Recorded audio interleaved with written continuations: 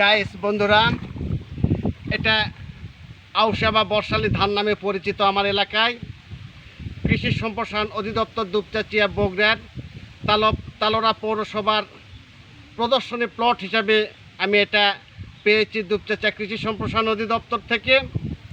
সার্বিক সহযোগিতায় করেছেন আমাদের উপসহকারী কৃষি কর্মকর্তা জনাব মোহাম্মদ মামুন ভাই।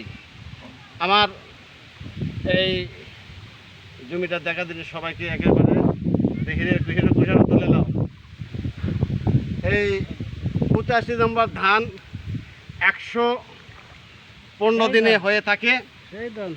ধান হচ্ছে খুব ভালো ধান হচ্ছে, তাই হিরো ইনশাল্লাহ খুব ভালো ধান হচ্ছে। সবাইকে ধন্যবাদ, আল্লাহ হাফেজ।